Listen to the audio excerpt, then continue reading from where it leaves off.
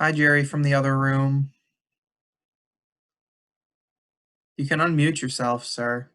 I didn't know if everybody was talking yet. You guys are all so quiet. No, pretty much everyone's muted. We were waiting.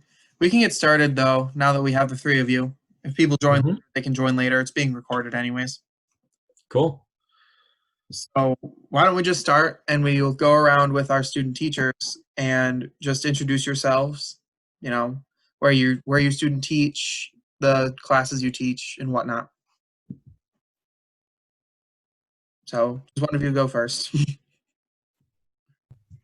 All right, I'll go first. So, hello, everybody. My name is Matt Cocagne. I am currently student teaching at Carmen Ainsworth High School. I'm also doing some work at the middle school and potentially, maybe in the future, doing elementary stuff. Not exactly sure on the details on that. Um, but, that's how it's been this year, I guess. I went to Grand Blanc High School. Um, yeah, I'm 22 years old, I guess. I don't know. All right, that's me. All right. Hey, everyone. Matt. My name is Austin Tripp. I'm currently teaching high school and middle school bands at Inlay City with Mr. Scott Prees. Um, 23 years old. I went to Grand Blanc High School as well. Um, but yeah, I'm strictly instrumental as well, as same as Matt. Just high school and middle school. No elementary for me. Hi, I'm Jerry Vargo. I'm student teaching at Swartz Creek High School. I'm working with the choirs there. And then we also have 1 hour of middle school choir for 8th grade. And I went to Heritage High School in Saginaw. And I'm not sure where I will end up, but for right now, I've just been focusing on high school, middle school, but I could see myself doing elementary too. I love it. But strictly choir for my student teaching placement. I haven't had anything else besides middle high school choir. Thank you, guys. So I just want to start right off the bat. What has been the biggest challenge surrounding your student teaching, especially with the COVID stuff going on? Um, so the biggest challenge so far has actually happened quite recently with the newest governor's orders, where high school is all virtual, but that doesn't apply to the K through 6. So just starting the week before Thanksgiving, our high school moved to an all virtual schedule, but our middle school students are still in person. So um, normal on a normal schedule, that would only be half of my day, which is not necessarily a problem. But the high school moved to block scheduling, which means that sometimes technically we would only have band 2 days a week on virtual, but they would be an hour and like 45-minute classes. So that bleeds over into the afternoon, which therefore means that Mr. Prees and I would be in two places at once, where we would have some high school students online at the same time that we would be supposed to be teaching middle schoolers in person. So we haven't had a class meeting with our high school students since Tuesday the 17th. Um, and that was where, with the new scheduling, our principal pretty much just said, yeah, you guys can't be in two places at once, go teach in person. And our follow-up question were, well, what about the high schoolers? And this principal and the administration was like, just deal with it. You're just not going to meet with them, not even over Zoom. So we meet with our high schoolers once a week for a half an hour on Mondays for this new thing. So that has been the most challenging part, because Mr. Prees and I had to kind of create a bunch of different plans and projects for them to choose from for this 3 weeks, not knowing if it's going to get extended any farther. And we just had to kind of let the kids go and be like, hey, if you have any questions, come talk to us and let us know. We opened up some office hours. Like, one student has used that, um, and that's about it, because they're only required to be there for half an hour. So I haven't seen a lot of the students, and that's been one of the hardest parts, because right now I'm only teaching middle school. I'm not teaching anything high school at the high school level, but I was from September up until just recently. I was in person. That's something I didn't mention. The high school and middle school was all in person from the beginning of their semester in August, and then I started with them in September. And like I mentioned, they just high schoolers just recently went to virtual. So that's been one of the hardest things, is like creating an online virtual curriculum on the spot because we found out on like that Sunday before they were closing it down on like the next following Wednesday. So that was really that was the challenging part. And now having to juggle, well, not having the high schoolers to juggle and just kind of letting them be on their own while we're still teaching middle school in person. So that's been the most challenging thing so far. All right, thank you, Austin. Matt, Jerry, either one of you? I can speak. Okay. So for reference, Carmen has been all virtual since the beginning of the year. So I have not seen any students in person at all the entire semester so far. So that's created a lot of challenges just from a participation standpoint. A lot of times, we've had I'll say sporadic attendance numbers for the most part. It's been a rough semester, I'm not going to lie, for a lot of reasons. But one of the things that has been the most challenging for me is just creating some kind of connection with the students. Because, I only see them twice a week on a Zoom call. So I don't even get that much interaction with them. I can't I try to make small talk as much as I can throughout the sectionals. But it's really challenging to try and get to know the students on a personal level, which I think is which as an educator, I think a lot of you who are still young are going to find out is that creating those connections with students is one of the biggest rewards from being a teacher. And I've done a lot of work with, and like Antonio knows, like I've done a lot of work with marching bands in the area, like Flushing, Lake Orion, Grand Blanc. I've done a lot of stuff with them, and I enjoyed all those, and a lot of it has come from just the interaction I've had with students. So that's been the biggest challenge for me. And the only kids that the only students I should say that I really have any kind of connection with is the students that I was able to interact with during the marching band season when we were doing that. We did marching band from about the beginning of August to the middle of October probably. And we did that twice a week. And those were the students that I was able to make the most connection with. And that was probably the part that I enjoyed most about what I've been doing so far, just solely because that's been the only time I've seen students in person. And I guess for reference, I should talk about the scheduling that we have going on at Carmen. Right now for the music program, me and Mr. Jones, my cooperating teacher, we teach 5 days a week, but we only see each student twice a week.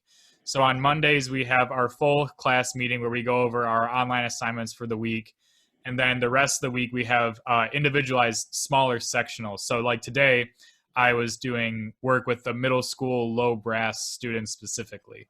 So that way we were able to cut down on class sizes and able to put more individualized instruction in there, even though it's been extremely difficult and almost like pulling teeth at times to get students to play. But I guess I kind of talked for a long time there, but that's okay.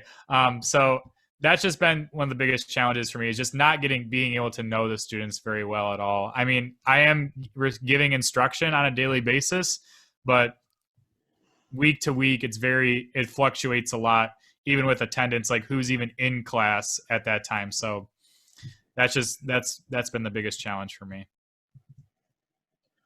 My challenges, I echo Austin and Matt. There's a little bit of both going on. My placement was mostly in person, but we did have a couple times where we shut down in the middle of the semester as well. So transitioning the schedule was probably the hardest part of my student teaching with COVID related. Trying to get, we'd have a week where we'd have testing and we'd only see them 2 days out of that week. And then the next week we're supposed to fill 5 days worth of content. The students themselves weren't necessarily feeling the best about that either, knowing that on top of the looming threat of going online, they had to necessarily navigate rehearsals for 5 days, but then, well, are we going home today? Or are we going home tomorrow? It was kind of a telltale doomsday kind of deal going on at the high school there. And so it was a little tough on the students. and obviously with the singing, you know, they're singing with masks. So it definitely changed the way they're using their mechanism. A lot of students, we really had to encourage them to sing out in ways that some of the shyer choir students never did before. And I think that, you know, I can see that, you know, obviously being online the whole semester there, you don't even get to see them in person and build those relationships. Even being in person with masks on, the COVID regulations still technically keep us from doing more than we should be, if that makes sense. You know, we can't necessarily hang out. It's not really, you know, encouraged for them to stick around or to hang out with each other. So there was kind of a social delay to some of the classes, that they weren't really getting to interact with each other the way they would normally in choir. Because you guys know, we're all musicians. We love on each other. We're all a big family. So that being in there was a hard challenge to get them in a mental place where we could get work done and to get meaningful content without the looming threat of shutdown, not being able to see each other, people being knocked out for 2 weeks. It's hard to get things normal the way we should know it. But that was the biggest challenge by far for me. Yeah, I'll kind of echo, or like kind of go off on a direction that Jerry brought up, is that like, I mean, all of you, I mean, I'm assuming most of you at least have been part of some sort of music department in like a high school, and you guys know how tight and like how many friends we have within that kind of department. And being online, that's another one of those challenges, is that me and Mr. Jones can't really create any kind of culture within the department just because of the way we have to do things. You know, like we don't have students that come to the band room after school and just hang out and like want to talk with us on one-on-one or anything like that. You know, we like basically, and just very recently, the school allowed us to work from home. So I've been working from home a lot more recently. But before this most recent lockdown, we were required to go into the school and teach virtually from the school. So basically what would happen is that I would go in around 7:45, start classes at 8, and then we go until 3 o'clock with some breaks in there, obviously. But at 3 o'clock, it's like, we're done, like we can leave. And normally, I know like during a normal year, that would never happen. Like we would probably be at school like hours, or maybe an hour after the school. So it's just, that's another one of those things, is creating a culture in this environment has been really, really challenging. All right, well, thank you for that. Guys, feel free to ask any questions whenever. Just go ahead and unmute yourself and ask them. But we will continue moving forward. Maybe type them in the chat and we can get to them more linearly that way. That'll work as well. So, next question. How did you turn the challenges that you've talked about into a learning experience for yourselves? I can go first here if you want to take a break from talking, Matt. Not in that way. I didn't mean it in that way, but I know you've got. I mean, there's just a lot. There's a lot to talk about on my end. There definitely is. And in the personal experience I had there, the biggest learning curve was understanding how to read the classroom and to know if what I was about to do was going to be worth it with them, because there were some days where we were just going to get through parts and then we were going to give them a mental break. Because you can tell, you know, I learned how to read the class to see, you know, where are they at today? How are they feeling? What's going on in their lives? You know, having the ability to think, okay, they're students, they're people too. You know, it's not just about my agenda. It's about making sure that they feel, you know, comfortable in the situation with the classroom. Sometimes we would take 15, 20 minutes and they'd be asking questions about COVID and about the shutdown that might come. And we're trying to reassure them mentally. So it was a big learning curve to remember that we get taught to prepare these lesson plans, have them down to the minute, have everything go smoothly. And sometimes, especially in this scenario, even hearing the other teachers, we had a staff meeting today, we're adjusting on the fly. We're adjusting to what we can do and still trying to give them a meaningful education, which is not just the lessons, it's the social interaction, the comfort, the classroom culture. So in a sense, we do create a culture that they can trust us. But I think that being the biggest learning curve was something I didn't expect. I figured I would have been challenged more in terms of content and things, but it's really about those connections with the students and making sure that they feel ready to go, and then we can do some learning. Yeah, I'd like to piggyback off of that in terms of my answer would be very similar, and it would be utilizing the time that you have, especially in person with the students, to build those connections. One of the things I didn't mention in terms of challenges, and one of the reasons I feel that Inlay City was able to stay open as long as possible, and my student teacher friends have heard about this in our seminar class, but if we had a positive case in a school, we would do a massive contact trace, and through the Lapeer County Health Department, we would do all this stuff, and one positive case would usually equal about 60 or 70 students that were deemed close contact and subsequently asked to stay home for 2 weeks during the for a quarantine. And you can understand the hardships of what that does to an instrumental classroom when you lose 2/3 of your 7th grade band to one COVID case because they were all deemed close contact at one point. But when that happens, and this was within the last couple of weeks, it really came down to, like Jerry said, using that time to kind of read the room a little bit better. I mean, the students also knew it was kind of scary because like they're missing half of their classmates, they're missing half of their friends, and that changes the dynamic of the classroom, especially when it happens like within one day. The kids are there one day, and then the next day, in between the end of the school day and the beginning of the next, the thing gets sent out and it's deemed that everyone has to these students have to not come to class for 2 weeks. But reading the room, and again, I personally use it as a time to kind of build relationships with the students on a more one-on-one level, not trying to be like a dictator and trying to like keep students like engaged with like an iron fist. But I've started to find that relating to the students a little bit more, being somewhat loose on the podium, or just moving around the classroom and talking to them like, hey, how are you doing today?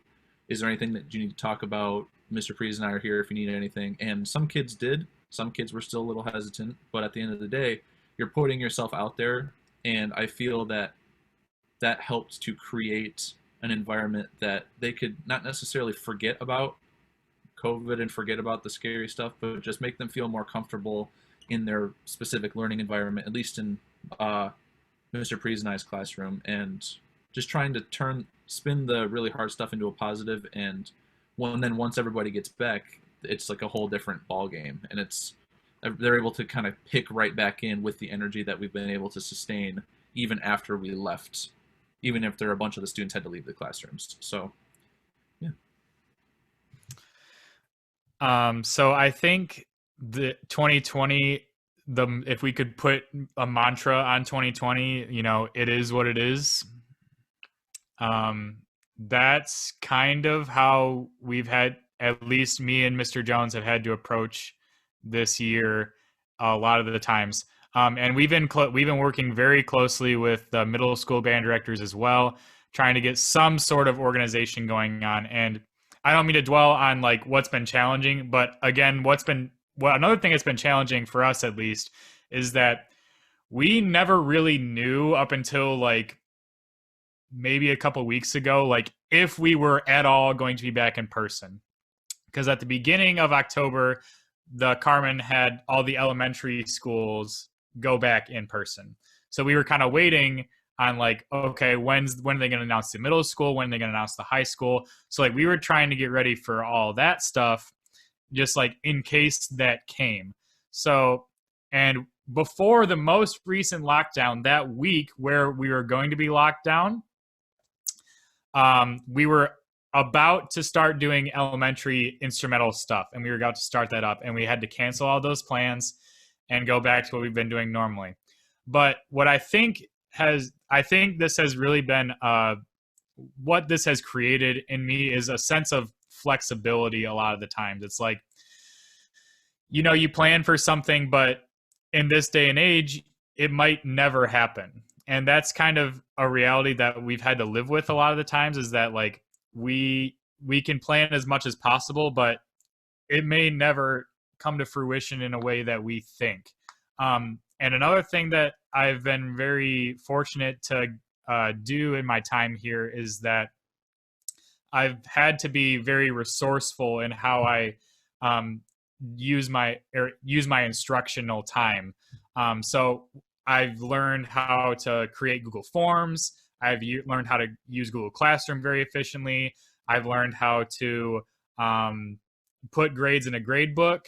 I've learned how to write up like documents and all that stuff. I mean, there's just, and I guess what I've learned more is, apart from like what I've been doing instructionally, is a lot of the administration stuff that you don't necessarily think about when you're in college and learning about, okay, what do I need to say to the students to get to them, when you, at least as a high school director, you have so many other obligations, like, you know, going to Lansing to pick up instruments in a giant van that the middle school band director drives. You know, it's like one day to the next. And that's just been, I think, the biggest learning thing that I've done, is just being able to use resource. Like, even I've learned how to use like Kahoot, and I've learned how to make like Quizlets and share them with students. Like, I've been consistently trying to see what I can do to switch things up, make it interesting for the students, at least, because, and like Jerry was saying earlier, you know, or like in Austin as well, like not knowing when your friends are going to be there, like in school. Imagine like not even being able to see your friends like on a daily basis, like you would in an in-person setting. Like, that's just, and we've always had to keep that in mind. And one of the things that, you know, on Mondays during our full class meetings, we always have like a question, like just a check-in question. And one of the days, it was just, the question was, how are you guys feeling today? And then our top group, the symphony band, mostly upperclassmen in there, kind of just turned into like a therapy session. Honestly, it was just like, you know, I'm having a really tough time, and like, I'm just not motivated, and like trying to find ways to get students in this virtual environment to become engaged and still have that passion for music that they signed up for their elective classes. So I guess it kind of diverted into a lot of different areas there, but I guess those are the biggest things that I've picked up, at least since I'm not in person. Being able to know and have knowledge of different resources has been my biggest asset so far. All right, some good information there from you guys. And we're here to listen to you, so don't worry about how much time you take. So how would you feel if I asked you about a moment that reassured you that teaching was the way to go?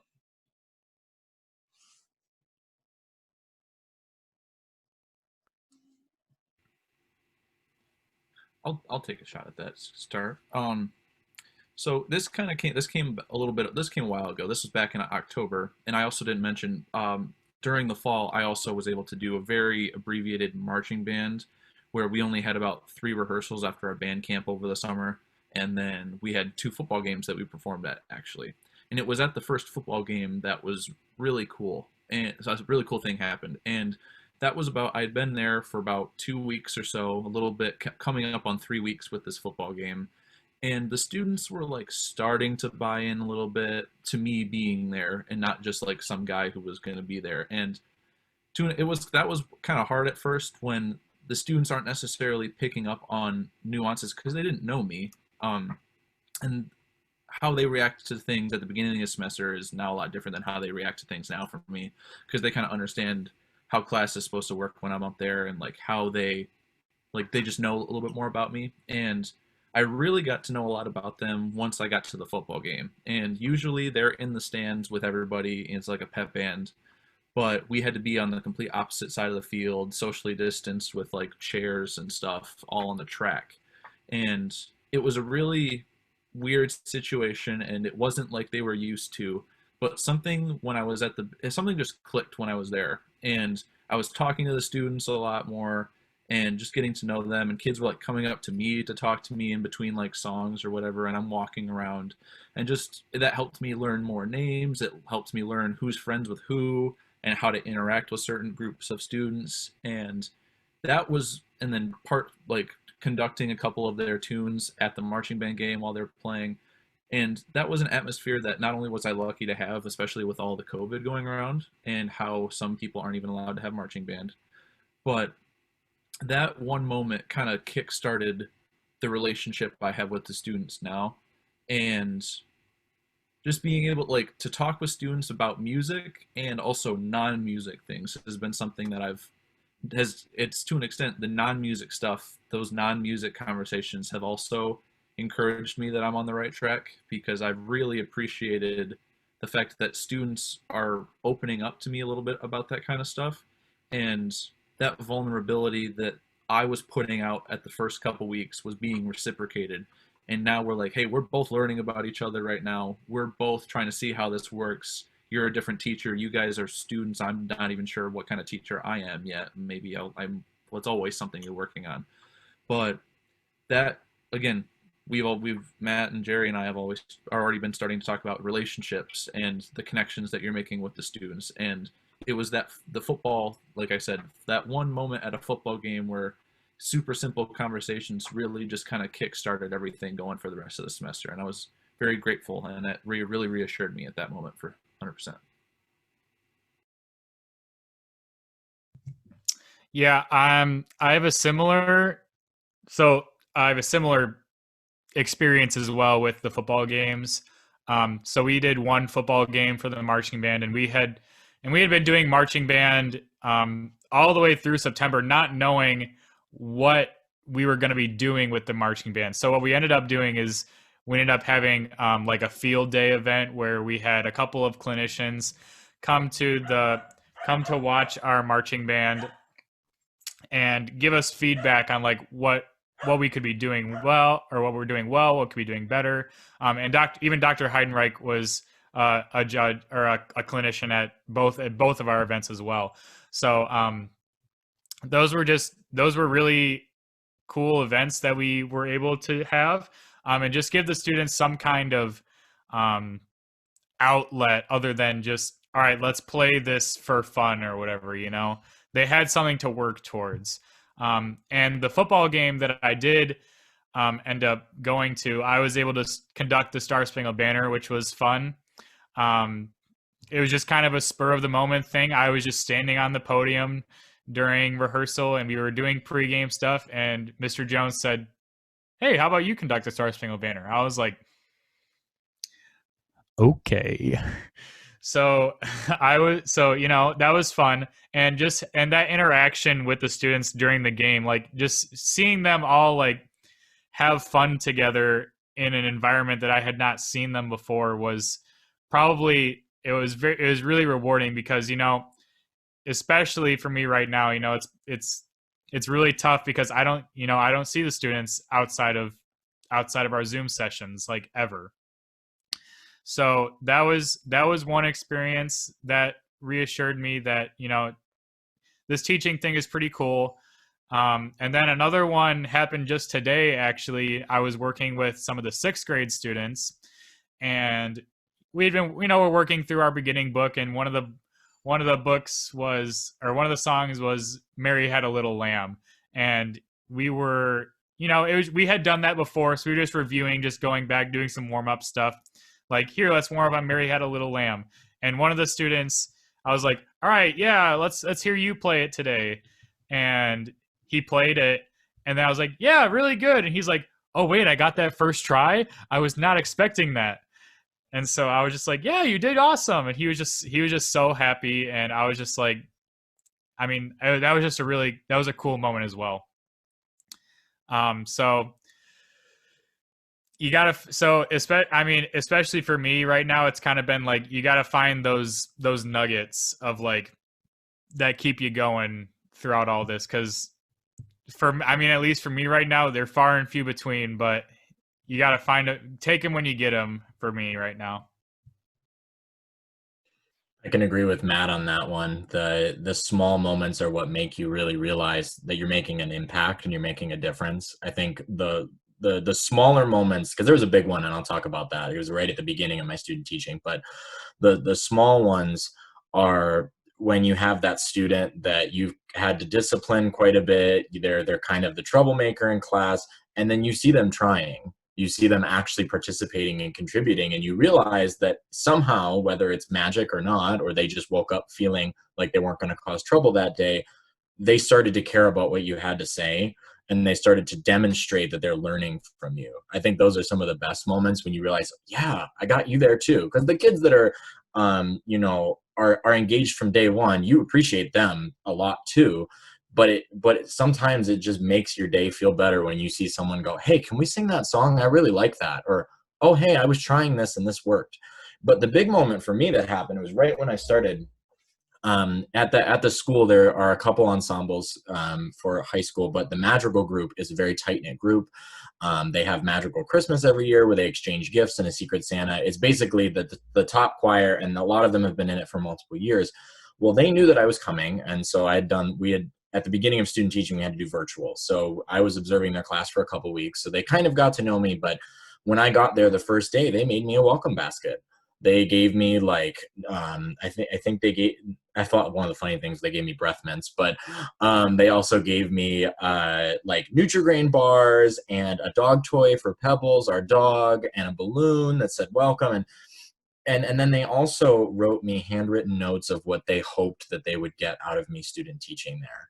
And I still have those notes because I never want to forget the fact that in my own ensembles someday, I have the chance to build those kind of relationships with my students.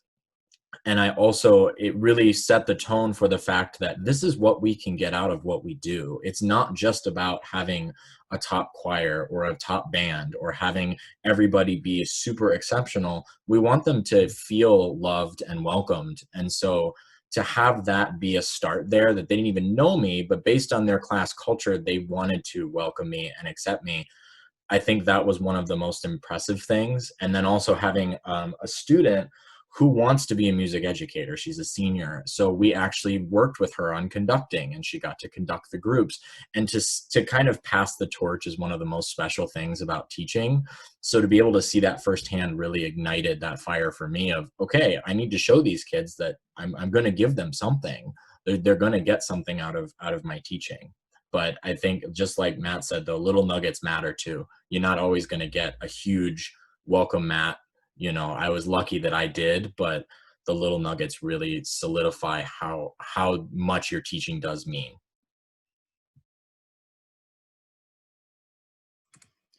Can we all agree that that was adorable? That was so cute. My heart is warmed. All right. Remember, you can just type questions whenever if you have any. What skills did you learn while in college that have been most helpful in your student teaching? Piano, piano, piano, piano. For you choir people out there, piano. You take your keyboard class seriously. It is out of anything else I did in student teaching, I played the piano the most out of anything. Playing two parts at once, playing warm-ups, chord modulations, making up accompaniments for the groups. I was lucky my mentor teacher could accompany them if I needed him to, but I really tried to push myself that way.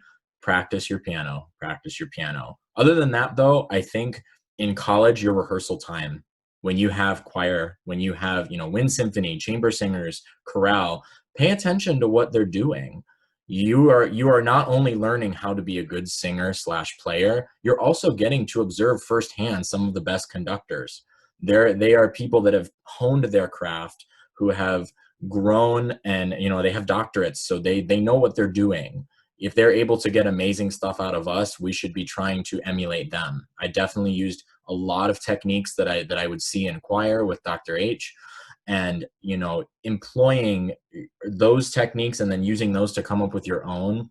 It gives you a good basis to start, and it also gives you a lot of tricks up your sleeve if you need them. So definitely pay attention during your rehearsal time. If you're going to be an educator, you're getting to watch it firsthand. You're getting to see something above, and then you can come back to high school and say, okay, I'm going to try and use some of these, and if they work, awesome. If they don't, come up with something. But you're exposed to so much in 4 years that there is so much to take from it. I would flip what the last half of what Jerry said is like 100%. You're literally watching professionals do this. We're learning to become professionals, so why not pay more attention. I found myself doing that, especially my last semester before we got kicked out due to COVID. Just trying to like watch what for example, I'm a saxophone player, so watching what Dr. Heidenreich was doing in rehearsal, like taking a couple things here and there, like he like even just like little ways that he like interacted with us was some things that I also kind of like picked up on, and like I started doing a couple of them too. But on the flip side, if you're instrumental music major, secondary instrument classes, secondary instrument classes, secondary instrument classes. Being a woodwind player, I had to brush up on my flute part. I've been playing Dance of the Sugar Plum Fairies with the 7th graders on their flute part because they're having trouble with it. I'm like, all right, here's some flute stuff. Here's me playing clarinet. I played trumpet for like 3 weeks in a row with the 6th graders, and then I played some trombone. Now I'm playing a lot of French horn. Getting ready to start doing some trombone stuff with some of the 6th and 7th graders. And I'm learning a lot because I'm playing it a lot. And I took brass methods, I think, my sophomore year. And some things, as I started playing, were starting to come back to me, but it was something I needed to revisit. And all of this stuff, all of like the Blackboard handouts that you get, all like those like funky fingering charts that you'll get in those classes, print them off of Blackboard, steal those, and put them in a folder. So that way when you're thrown in front of your 6th grade beginning brass players and you're a vocalist by heart, you can plop that down in front of you, open it up, and be like, all right, how do I teach these kids? And you're always going to be learning those tricks. Mr. Prees is a trumpet player, so I talked with him like, okay, how do you approach this from a trumpet perspective? Okay, how do you approach this from a different perspective? So like I said, even like I'll be looking, if I ever teach choir, dang well I'm going to be looking at my voice methods book, or if I have a guitar class, looking at my guitar methods, and just print off those resources. They're free. I mean, you have a certain amount of print credits on campus. Just print them off, put them in that book, save them for later. So utilize that information. Like it's the same thing. You're getting that information from professionals who are teaching you. There's a reason they're using it, and I bet that you could find a reason to use it in your future classrooms as well. So I guess one of the skills the main skill that I've been noticing, I've been utilizing a lot, is that a lot of the stuff that I learned in the principles of music ed class, like the first music ed class you take, you talk about a lot of, I'm sure a lot of you haven't taken it yet, but you talk about like diversity and how you can incorporate that into the classroom a lot of the times. And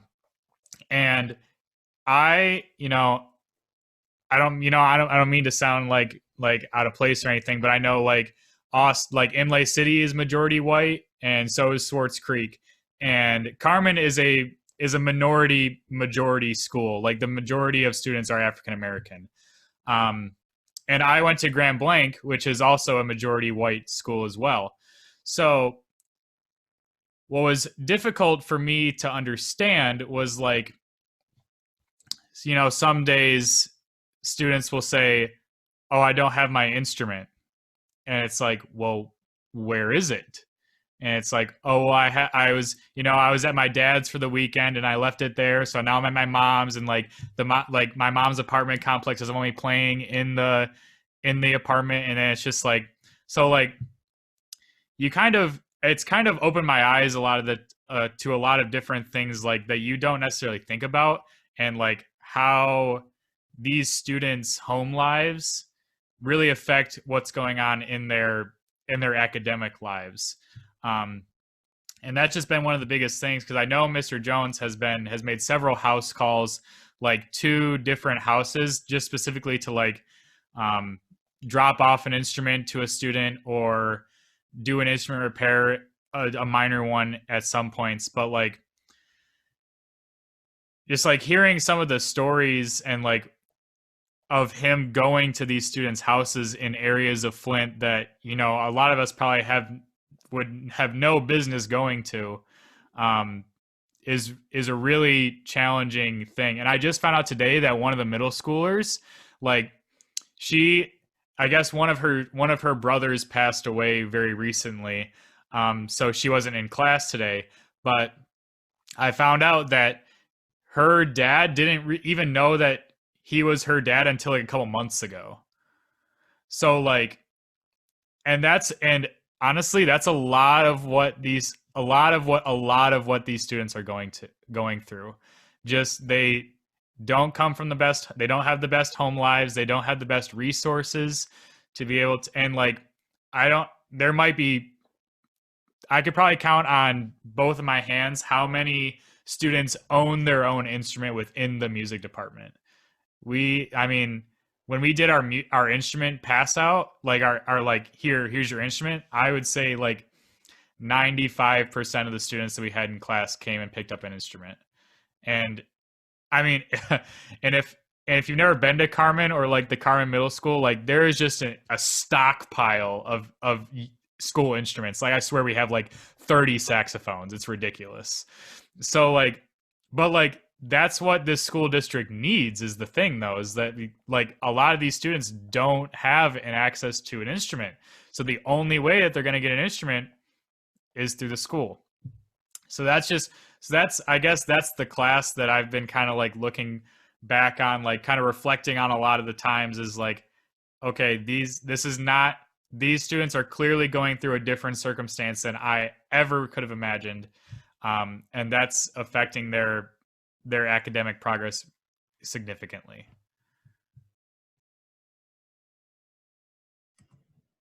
Awesome.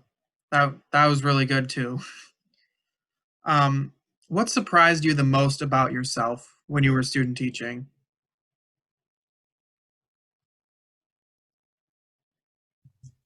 So I guess one of the things that that I guess is kind of funny for me, especially because I know like if anyone who's been around me for an extended period of time knows that I have a higher decibel range in my voice than normal. I don't know than normal, but than most people, I would say. So teaching at home in the last couple of weeks, my dad's office is on the direct other side of this wall, and I didn't realize it. But when I started teaching, I start like just speaking very loudly. He's like, "You're too loud. I need to close this door." So, I guess that's just one funny thing that I've noticed. But I guess on a more serious note is just like how much I depend on the teacher-student interaction in this environment.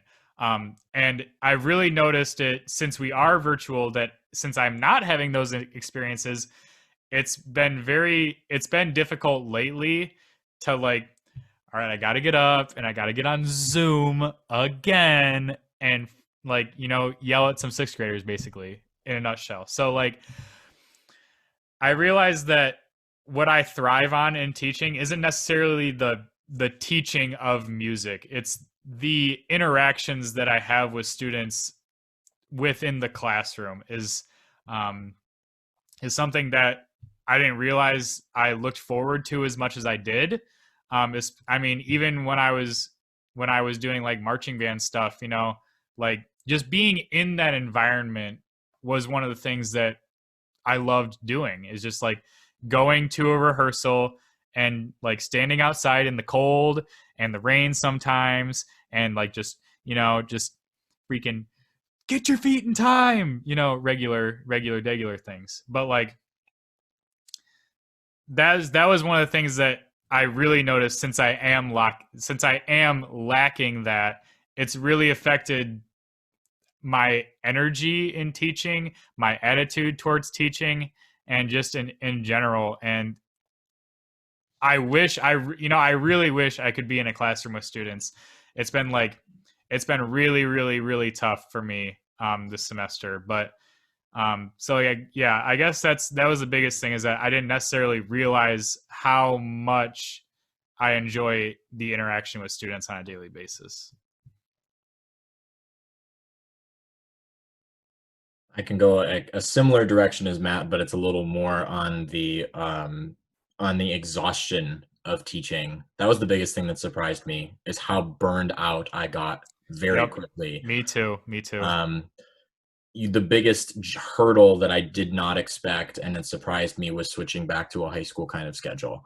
We're used to having classes every other day in college. Some of us don't have classes until 9, 10 o'clock in the morning. And even with COVID, I wasn't having to go to the school until 8:15, but I was still just exhausted. And I was burned out in that sense that I was tired, but I was also burned out with the students. A lot of, I didn't realize how much of a toll disciplining people takes on you, especially if you've got a particularly rambunctious class. And so adjusting to the lifestyle of a high school, middle school, I mean, they're all in the same public school kind of domain teacher. I didn't realize how burned out you can become if you don't take care of yourself and have a good attitude about what's going on. I really had to learn how to give up, on the bad days, you just walk away and say, okay, I'm going home. I'm not at the school.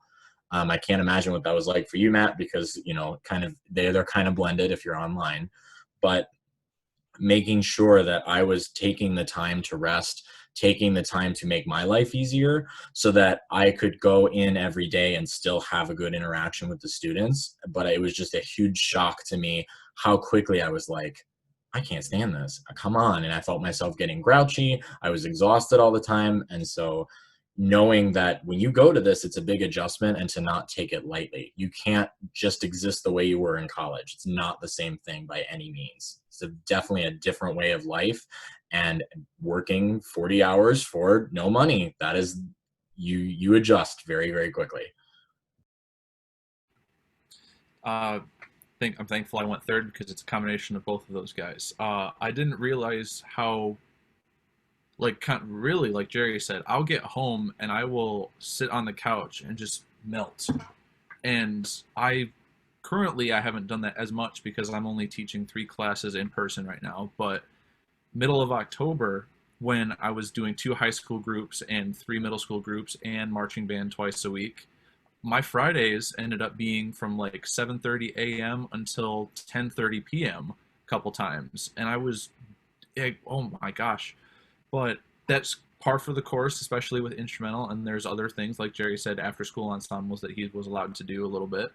But the voice gets really tiring. Even I have a microphone when I'm wearing a mask. I'll clip it onto my shirt. Even using that, you're constantly thinking of things to either you're constantly talking sometimes, but you're also always listening. Like especially in a music classroom, you're always looking and you're always on that kind of like scrubbing mode of like, okay, that happened. Do I want to go back and spend time on that? Was that a mistake? How much time do we have? There's a bunch of things that you're always thinking about. And that constant thinking and the schedule, high school and middle school schedules took me a while to get used to as well. But I also was surprised. What was the question again? Surprised? Or what's been the most successful? Sorry, I kind of I got off track a little bit. I was surprised. That was it. You got it. I was surprised. I was surprised how much, sound like a broken record, but how much I cherished the ability to be in person to the extent at which I was. Because if I would really feel like I was missing out. I do really feel for like Matt and another student teacher, Warren, but utilizing the time that I have, and even though, yes, it is what it is, especially with the newest things and how technically the virus is getting worse, just one day at a time, and be grateful that you're seeing some kids, and even with some of the virtual kids who are stopping in and I'm talking to them for like 5 minutes, I'm like, boom, how was that thing that we talked about? Did you end up doing, like, how is your project going? Like, blah, blah, blah. Just that small catch-up is also very valuable. And that connection with students, again, really important, and I'm really cherishing that.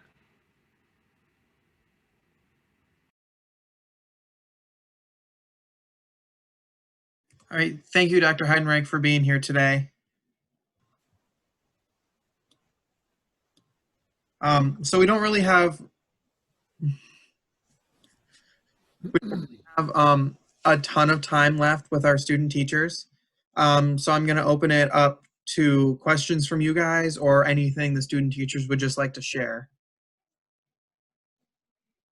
I got a question for you guys. So what are some things that you saw Heidenreich do in Wind Symphony that you really enjoyed, like that helped bring together, like help the students interact? Because as I think all of us are here instrumentalists, yeah, like we don't really talk to each other in Wind Symphony unless like we sit by each other or Heidenreich makes us talk to each other. So what's something that you guys have like used or like something that was inspired by him?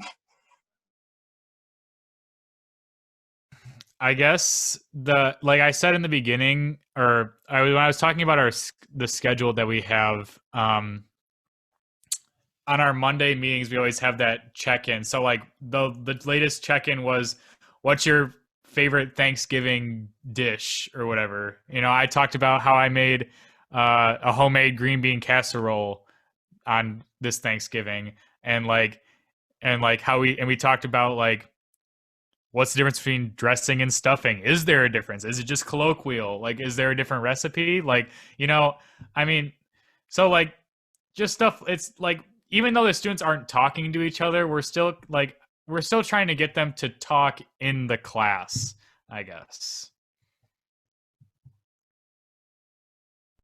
I think being a vocalist, I was still in Wind Symphony, so I got to see some of Dr. Heidenreich's methods and things. I think the biggest thing I took away was thinking during warm-ups, making warm-ups exciting. If you've been in Wind Symphony, you know what I'm talking about. There's always a new challenge every day, and it keeps things fresh. And I definitely hit a point towards the middle of student teaching where the kids were getting bored with the warm-ups. You could see them checking out. So I started to give them challenges within the warm-ups, and it was good for me too, because I had to think of things that I could do and also be able to reproduce it.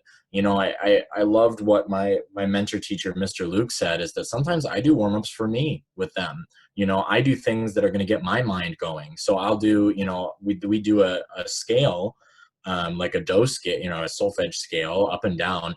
You can do a million different things with that. I have them sing it in thirds.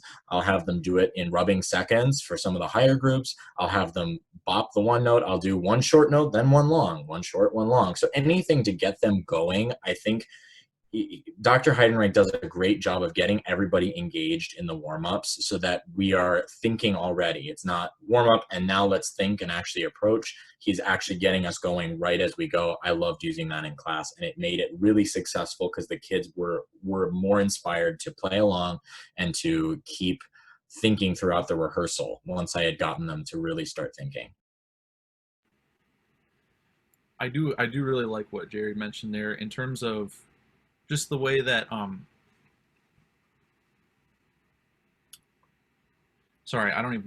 the way that Jerry put one of those things is really important to me. And I found that it also kind of resonated, not necessarily in the warm-ups, but in just the way that class and the way that I'm doing that scrubbing and that breaking down of certain parts. Because if you're just going like, all right, trombones, play that part again for like the 6th time this week, like the kids are just like, all like the flute player is going to go, oh my God. So just like different ways of like approaching the same topic.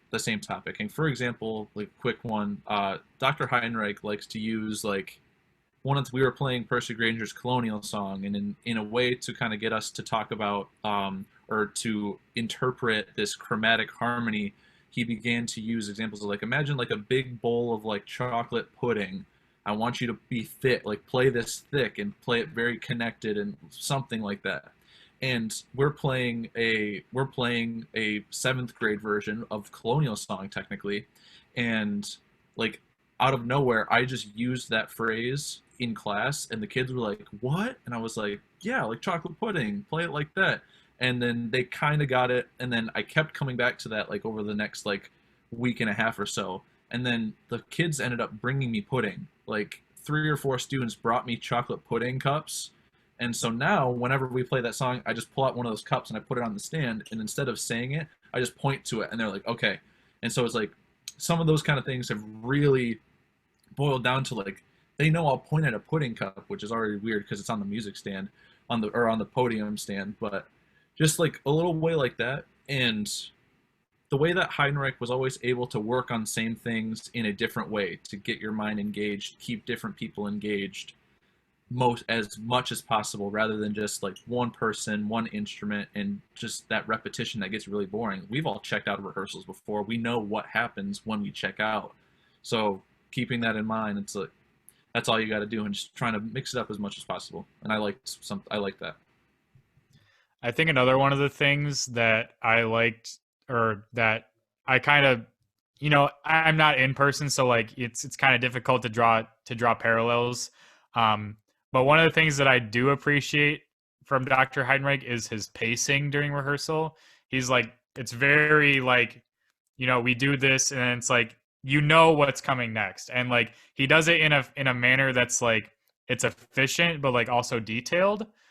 So like that's one of the things, like pay attention to that too. Like his pace, he has impeccable pacing during all of his rehearsals. I think I've only like in our 4 years, he only like didn't match his time within the minute or like a minute and a half or 2 minutes, like a handful of times. And I think there's When we played In Evening Stillness, our first semester. Oh, I don't think I think I was lucky because Oh, you weren't on that piece. That piece was terrible. I was, Matt. I remember that piece was awful. Oh my god. Absolutely garbage. Yep. Never played that. Especially for freshman year. Oh, absolutely terrible. Remember our unconducted piece? Mm-hmm. Yeah, let's remember that conductors save lives. So yes, that's all I got to say about that. Cool. All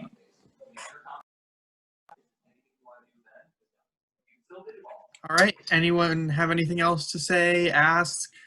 Now's the time. I have a Let them question. go. Yeah. So it's like, what has been like something you guys have tried to make things like fresh? Like I know like people like Professor de Blasio in the department has been trying to like keep things as fresh as they can be, because like it can be hard to get into a routine, especially with like all this Zoom and online stuff. So what have you guys been doing to kind of like keep things fresh with the students? One of the things that I try to do, especially since I am virtual, is just try and find like a new thing to try every rehearsal. Like, you know, it's just like, you know, with the middle schoolers, you can't really do a whole lot, but I have a scale pattern sheet that I'm like, all right, so let's take this B flat concert scale that we've been working on for a while, and let's just put it in a different context. And I'll like throw it up on the screen, and it's like, okay, just let's play this down. Let's just see what happens. And, you know, a lot of the times the students are hesitant to want to try something new, especially when they're that age. But, you know, we get through it, and it's just getting a different way to think about something that they already know about is what I've been trying to do. I agree with Matt there. Even being in person, you get to that every day of the week kind of grind and people start to get bored. You have to find ways to make things new and exciting for them. But I will say this as a word of caution. It's very easy as music teachers and as people that we are now more advanced than high schoolers. We can show off what we can do.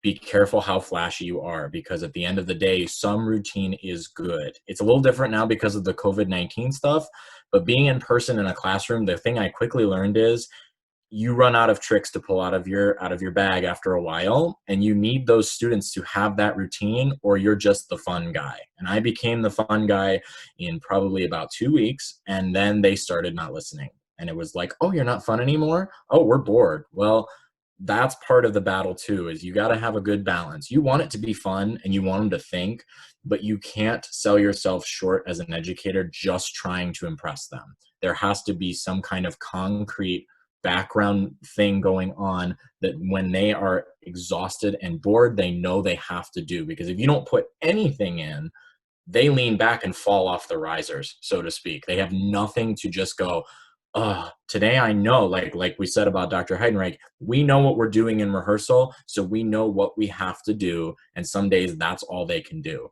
So I agree, being flashy, giving them something new to work on is great. I've done that quite a bit with the warm-ups. I think that's my biggest thing I do with them, is just making it fun, but also being careful that you don't do it too much and making sure that there's a background strength there. So guys, I got to run though. So thank you for having me on the clinic. I got to go teach a lesson, but awesome questions, guys. And for those of you I haven't met, I hope to meet you at some point. But good luck in what you're doing, and have a good rest of the semester, guys. I'll see you. Bye. Bye, Jerry. I'll walk out the door and yell at him. All right. I guess. Oh, sorry. I just had a quick thing. It's not necessarily related to Antonio's question, but I know we're going to get out of here like pretty much now. But you're going to hear some stories from Dr. Heidenreich in your education classes talking about a story, or I think it's a story in which when he went in for a job interview, or someone he knew went in for a job interview, created a very brief relationship with the receptionists, like created a conversation with them, and after an interview and after leaving and getting a second interview, creating a relationship with that. Like he asked on the first interview, he asked the receptionist where a good place to get coffee was in town, and then left and then came back and brought a gift card for the receptionist for that lady to say thank you for the recommendation, just to create that kind of relationship. And you'll hear it more in depth whenever you have this class or whenever Heidenreich mentions it. But I did something fairly similar. For those of you who don't know, Matt and I and Wesley, we make our own beer on occasion. And I was talking to the principal at my school, not necessarily, so just out of my own, for fun, I just went to talk to the principal just to say hi, see how he was doing. And we got into a conversation about making beer. And I asked him, would you like me to bring you some? And he was like, dude, yeah, of course. And so a couple Fridays ago, I took him a 4-pack of just some of our brews and gave it to him for the weekend. And we came back on Monday, and he was like, dude, those taste so good. Like, you guys are serious about it. And I was like, I mean, we've not necessarily, but at the end of the day, We've done a couple. We've done a couple. We just wanted to make stuff that tastes good. And so he was like, if you need anything, please let me know. And I asked him for advice on my resume and cover letter, and I sent it to him, and he sent it back. He called me in, and we talked a lot about like stuff that he liked on my resume, stuff that he would have me change if he was hiring me, because he pretty much put me through an extra hiring process, but through his eyes, and that was really beneficial. And just creating that kind of stuff. Get out, and whenever you're student teaching, it's really easy to stay in your like band hallway and don't go to talk to anybody else or any other teachers. Talk to the janitors, go talk to the administrators, go talk to the principal, especially assistant principal, go talk to the receptionists. Make relationships. If they know who you are, they're more likely, if they know you're a good person, they're going to want to help you out more. So that would be a big recommendation. And I've already seen the fruits of just being kind and just reaching out to people and saying, care about you. So Going off of his story with the principal, that principal used to be my high school principal, and we all hated him. I don't know why you hate him. He's a pretty cool dude to me, man. I mean, maybe he's changed. Maybe after he left Goodrich, he grew a little bit or whatever, but he's been really chill so far. He thought that we hid guns underneath blankets in class. Okay. All right, well, Story time? no. I was about to say, let's move this somewhere else. Right. I was gonna leave with some parting thoughts for a second. One of the things that Jerry talked about was the burnout of like just the grind and every day. Find something that you enjoy doing and do that a lot, because like for me recently, I've been getting into composing lately. So like just recently, like I just finished a piece of music that I had been working on for a while. And like, I was like, all right, so what am I going to work on now? So it's just like finding those things that you enjoy doing that aren't related to teaching is a big thing. And just like, or like, I like watching Netflix a lot. So I've been watching Better Call Saul lately. Like, it's just like, just things like that. Find things that you enjoy doing and do those things, because burnout is a real thing with this and you will feel it. So that's all I had to say about that. Well, thank you guys for being here today with us and sharing your words of wisdom. I know I really appreciate it, and I'm sure everyone else here does too. For everyone else, we do still have some NAfME business to take care of today, so if you could please stay on. But Austin, Matt, thank you guys again. No problem. Anytime, guys. Thanks, guys. Good to see some faces. Stay safe. Indeed.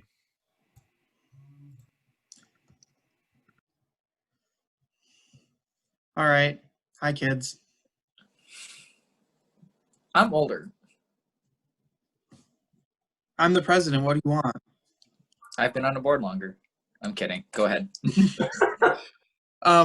So the board has been working hard to figure out what we're doing with MMC. So it seems like the best course of action for us is to host our own MMC on campus. So we would all come in on a Saturday, mask required, obviously, and we'll set up different stations across different rooms in the department, and we'll give you a complete list of what is being shown in which room, and you guys get to just hop between rooms and have fun, because we still want this to be fun. The only thing we really need to cover right now about that is that you need to be registered on NAfME's website. And yes, it does cost money. However, next semester, we've got like 5 or 6 different clinics that are going to be priceless that we're going to put on. And I'm really looking forward to them. So just as a little bit of a bartering tool, you're going to get your money's worth out of it. Because you'll get to go to MMC for free. You don't have to pay anything. We've already got that in our budget. And then all of the different clinics we'll host will also be free, and we'll be doing social events as well. Can't guarantee those will all be free, but so Fonz, Holly, anything to add to that specifically? I will say that MMC, there's a lot of good resources, and like I don't think either of you have been, or Shelby went last year. Yeah, Cheyenne and Antonio. There's a lot of like really good resources that you can pull from MMC itself, and there are even clinics that you may go to help you in future classes. So one of the ones that I attended was like a percussion one, because I did not know how to read the symbols at all, and it kind of gave me a little bit of an edge, or well, not an edge, but like saved me some time of like, what exactly am I reading here? Because again, we're music educators. We're not gonna be experts in all the instruments, but again, the purpose of MMC is to enrich all music educators at all levels. So use this opportunity to help yourself. Yeah, and I highly encourage you guys to try something new that's totally exotic, like beginning djembe class for 6th graders, something like that, or cone class. That was a really cool one I went to. So, yeah, they literally have things like that. Underwater basket weaving, I'm sure you can find it. Underwater basket weaving to alpha waves of music. Yeah, something like that. I don't know. Sure. But yeah. So yeah, that's covered. And then the other thing is elections. Elections are coming up fast. Fonz, what was our time frame for actual elections? Hoping to open up elections December 12th, closing elections by December 19th, having results to you guys that same day of December 19th. So before then, we'll have another meeting where the people running, so far it's only Shelby and Cheyenne, they will give their speeches and people will vote and all that. But we do really need a treasurer. Like, yeah, we're struggling without one.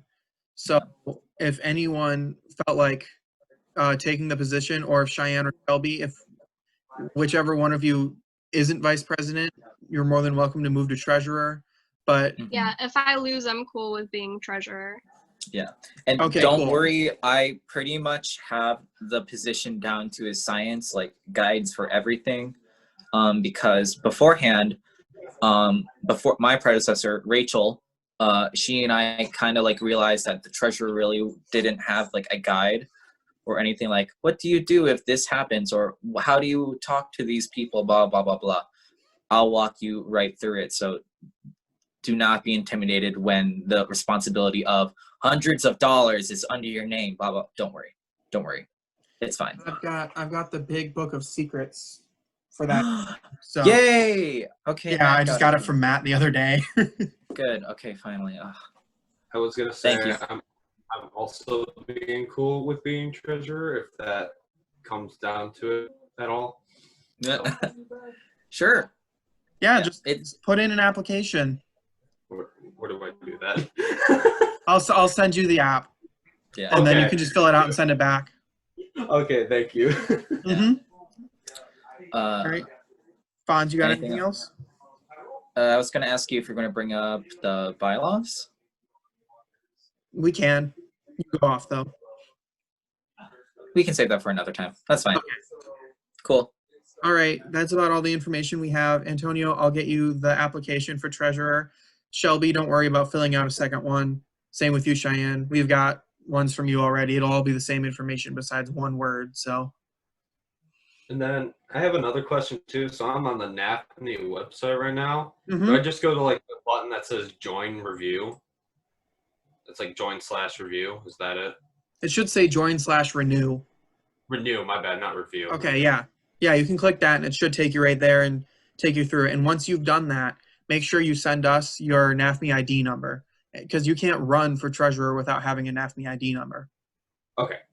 And as another plus, when you pay for it, they'll mail you a little card that says you're a certified music teacher and you can use it to get teacher discounts places. I do it all the time. It's great. Joanne's, Meyer, Michael's, all of it. It's great. It's lovely. That's awesome. Discounts are like, yeah. I think even Staples has some teacher discounts, Ollie. Only occasionally. Well, occasionally I might stop in and use my card. All right. So I think that's about it, everyone. Thank you so, so much for being here. Yeah, just email one of us, text one of us if there's any issues or anything coming up. All right. Yep. Coolio. Thanks. See you later. Thank you very much for stopping by, guys. Bye.